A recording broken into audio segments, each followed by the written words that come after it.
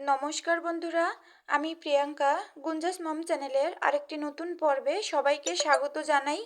আশা করি সবাই ভালো আছেন, সুস্থ আছেন, আমরাও ভালো আছি। তো বন্ধুরা, সকালের খাওয়া দাওয়ার পর মামনিকে স্কুল থেকে নিয়ে আসলাম বলতে ওকে সকালে স্কুলে নিয়ে গেলে আমি তো বাসায় আসি না, ওখানেই থাকি।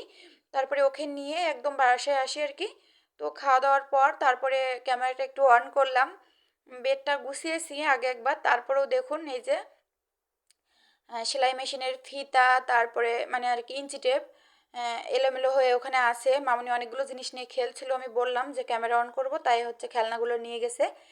আর এদিকে দেখুন কত সুন্দর, একদম মানে বাইরে দিনের মতো ফর্সা দেখতে পাচ্ছেন। লাইট কিন্তু অফ আছে, আমি আগেও বলেছি এরকম আলো বাতাস রুম হলে মানে অন্যরকম একটা ভালো লাগে, তাই না?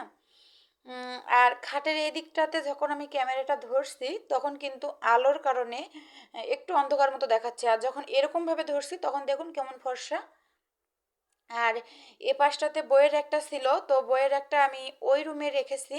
আর সেলাই মেশিনটা এরকম লম্বালম্বিভাবে ছিল খাটের সাইড দিয়ে, তো এখন এরকমভাবেই রেখেছি। আর বইয়ের একটা ওই রুমে যেয়ে রেখেছি। এখন রান্না বান্না করব, বেশ অনেকটা বেলা হয়ে গেছে, 11:30 বেজে গেছে। স্কুল থেকে আসলাম 10:30 বাজে। খেয়ে কিন্তু বেশি সময় রেস্ট নেওয়া যায় না, ওই সর্বোচ্চ 10 মিনিট 15 মিনিটের মতো বসলেই কিন্তু সময় হয়ে যায়। আবার এদিকে দুপুরে রান্না বান্না, মামনিকে খাওয়ানো, আমরা একটু দেরি করে খাইলেও সমস্যা হয় না, ওকে তো আবার পড়াইতে আসে 3টা বাজে, তো যার কারণে তার আগে খাওয়া দাওয়া সব কিছু কমপ্লিট করতে হয়। আর আমার যেহেতু এক চুলা, এজন্য রান্না করতেও একটু দেরি হয়। তো এজন্যই সকাল সকাল শুরু করতে হয় আর কি। অনেক সময় আসে না, একটু দেরি হলো তারপরেও তাড়াতাড়ি করে কাজ করলাম তো হয়ে যায়। এই যে দেখুন বেসিংটা, এই জায়গাটার মতো কিন্তু সব জায়গাটা ছিল, আপনাদের মনে আছে কিনা জানি না। ওই যে মানে নিচের দিকটা একটু কম ছিল, তবে এই চারি সাইডটাই কিন্তু ওরকম ছিল। তবে এই যে ঘষতে ঘষতে এই অবস্থায় আসছে। এখানে আমি হারপিক, লেবু রস, খাবার সোডা একসাথে দিয়ে তারপরে হুইলের গুঁড়া একসাথে দিয়ে তারপর পরিষ্কার করেছি। এখন আর তো হুইলের গুঁড়া ওইভাবে ব্যবহার করতে পারছি না। তো হারপিক দিয়ে অনেকক্ষণ রেখেছি, প্রায় আধা ঘন্টার মতো, তারপরে আর কি পরিষ্কার করি। মানে 2-1 দিন পর পরই করছি আর কি। আসার থেকে 5-6 বার করা হয়ে গেছে, তার কারণে ওরকম মানে ছালানো ছালানো মতো হয়েছে আর কি। আর এদিকে দেখুন তরি তরকারিগুলো কেটে নিয়েছি। ফুলকপি ভাজা করব আর আলুর তরকারি রান্না করব। আলুর দমও বলতে পারেন, তবে আলুর দমটা হচ্ছে গোল গোল হলে আলুর দম বললে ভালোই লাগে। তবে আমি গোল গোল করে করিনি, ছোট ছোট করেই একদম ছোট না, দেখতেই পাচ্ছেন কিভাবে করেছি আর কি, কেটে নিয়েছি। এভাবে যদি আলুর তরকারি রান্না করি, আমি তো দেখাবো রেসিপিটা, অন্য কিছুই লাগে না, মাছ মাংসের স্বাদকেও কিন্তু হার মানায় এরকম আলুর তরকারি। আপনারা দেখুন আমি কিভাবে রান্না করছি, অনেক অনেক মজার হয়। নিরামিষের দিনে এরকম যদি ফুলকপি ভাজা আর আলু থাকে তাহলে কিন্তু আর কিছুই লাগে না, মানে এরকম আলুর তরকারি। দেখুন কালারটা কত সুন্দর আসবে, দেখতে থাকুন। প্রথমে আমি তেল দিয়ে তারপরে আলুগুলো ভেজে নিচ্ছি। অনেকটাই আলু দিয়েছি, দেখেই বুঝতে পারছেন, কারণ আমরা 4 জন আছি, তারপর 2 বার খাবো।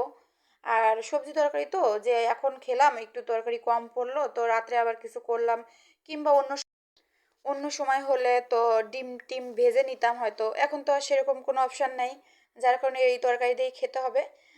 তো একটু হলুদের গুঁড়া লবণ তো দিয়ে আমি আলুগুলো ভালোভাবে ভেজে নিচ্ছি, একটু লাল লাল করেই ভাজবো। আর মশলা বেটে নিয়েছি আমি, আদা, জিরা আর কাঁচামরিচ, 3টা কাঁচামরিচ বেটেছি। এখানে আমি মরিচের গুঁড়া ব্যবহার করব, শুকনো মরিচের গুঁড়া, কালারটা লাল হওয়ার জন্য। কারণ এরকম তরকারিতে যদি লাল লাল কালার আসে না, তাহলে খুব খুব ভালো লাগে দেখতে, আর খেতেও খুব ভালো লাগে। তো আমি মশলাটা কিন্তু আলাদা করে মানে আলুগুলো উঠিয়ে তারপরে কিন্তু মশলাটা দিলাম না, আমি আলু ভাজার উপরেই দিয়ে দিলাম মশলাগুলো। তারপর একটু হালকা করে নেড়ে চেড়ে আমি জল দিয়ে দিয়েছি। এখন সব মশলাগুলো দিয়ে দেবো, গুঁড়া মশলাগুলো। হলুদের গুঁড়া দিলাম, তারপরে লবণ দিলাম, আর এখানে ধনিয়া গুঁড়া, মরিচের গুঁড়া, তেজপাতা, এগুলো দিয়ে একটু মরিচের গুঁড়াটা বেশি দিয়েছি, দেখেই বুঝতে পারছেন, কারণ একটু ঝাল ঝাল হবে। তো ভালোভাবে এখন কষিয়ে নিব, আরও একটু জল দিতে হবে। দিয়ে মশলাটা যত ভালোভাবে কষাবো তরকারির স্বাদটা তত বেশি ভালো হবে, যার কারণে আর কি ভালোভাবে কষাতে হবে। তো বন্ধুরা, যারা ভিডিওটি অলরেডি দেখা শুরু করেছেন, একটি লাইকও করেননি, প্লিজ একটি লাইক করে তারপর ভিডিওটি কন্টিনিউ করুন। এখন আমি ঢাকনা দিয়ে তারপর তরকারিটা কষিয়ে নিব। আলু কিন্তু আমার ভর্তা ভাজি তারপরে ঝোল যেভাবেই রান্না করে দিবেন খেতে খুবই ভালো লাগে। তবে আলু আমাদের শরীরের জন্য মানে আমাদের অতটাও খাওয়া ঠিক না। যে বলে না যে জিনিস যত বেশি পছন্দ হয় সে জিনিস কিন্তু ততটাই নিষেধ থাকে। সবার জন্যই আলু কিন্তু বেশি খাওয়া ঠিক না। আহ, বেশিরভাগ মানুষের কিন্তু আলু পছন্দ আর এই জিনিসটাই হচ্ছে বেশি খেতে নিষেধ করা হয়। কি আর করার, এই যে বললাম যে জিনিস বেশি পছন্দ সে জিনিস খেতে নিষেধ থাকে বেশি খেতে। তো আমি ভালোভাবে মশলাটা কষিয়ে নিয়েছি, দেখতেই পেয়েছেন। এখন জল দিয়ে দিলাম, আরেকটু জল দিব কারণ অনেকটা সেদ্ধ হয়ে গেছে। ভাজার সময় তারপরে কষানোর সময় তারপরে একটু সেদ্ধ হবে। আর আমি কিন্তু একদম মানে মাখা মাখা যেটা সেটা করব না, কারণ যদি অন্য কোনো তরকারি থাকতো ফুলকপিও ভাজা আর এটাও যদি মাখা মাখা করি তাহলে কিন্তু খেতে একটু সমস্যা হবে, যার কারণে আমি হালকা হালকা ঝোল মতো রাখবো। আলুর তরকারি তো ঝোল থাকবে না, ঘনই হয়ে যাবে। তবে একদম শুকনো শুকনো একটা আলুর দম করে সেরকমটা না।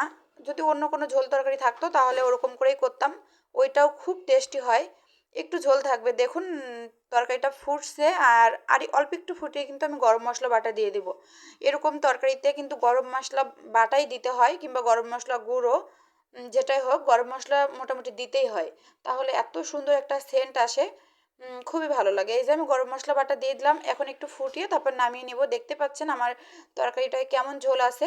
তবে এখন কিন্তু একটু পাতলা পাতলা মনে হচ্ছে, নামানোর পরে ঠান্ডা হলে খাওয়ার সময় কিন্তু একদমই ঘন হয়ে গেছিলো, আপনারা দেখতে পাবেন। তরকারিটা আমার হয়ে গেছে, এখন নামিয়ে নিব আমি। আর বন্ধুরা, প্রতিদিনের মতো আবারও মনে করিয়ে দিই, যারা আমার চ্যানেলটি সাবস্ক্রাইব করেছেন তাদের অসংখ্য অসংখ্য ধন্যবাদ। যারা এখনও করেননি প্লিজ আমার চ্যানেলটি সাবস্ক্রাইব করে আমার পাশে থেকে যাবেন, আর আমিও আপনাদের পাশে থাকবো। যারা প্রতিদিন লাইক করছেন, সুন্দর সুন্দর কমেন্ট করছেন, তাদেরকেও অসংখ্য অসংখ্য ধন্যবাদ। এভাবেই সবসময় আমার পাশে থাকবেন। আর আলুর তরকারিটা তো নামিয়ে নিয়েছি, এখন ফুলকপি ভাজা করব। আজকের ফুলকপির সাইজগুলো কিন্তু আমি একটু বড় বড় করেই করেছি, সব সময় তো ছোট করে করি যার কারণে একটু বড় করেছি। আর আলুও দিয়েছি। সব কিছু দিয়ে হলুদের গুঁড়া লবণ কাঁচামরিচ এগুলো দিয়ে ভালোভাবে নেড়ে চেড়ে তারপরে আমি ঢাকনা দিয়ে দিলাম। আর এদিকে আমি তরকারিটা দেখিয়ে দিচ্ছি, দেখুন পুরো মাংসের মতো কালার এসেছে না? বলা ঠিক না কারণ আমাদের এখন অসহ্য চলছে। তবে বললাম কারণ কালারটা কিন্তু মাংসের মতোই এসেছে, যার কারণে বললাম। আর আমার রাইস কুকারের কালারটা দেখেছেন।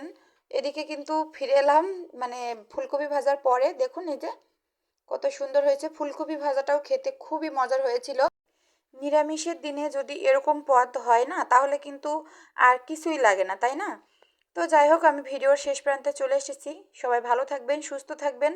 দেখা হবে আগামী পর্বে। আর আমার আজকের ভিডিওটা কেমন লাগলো কমেন্ট করে জানাবেন।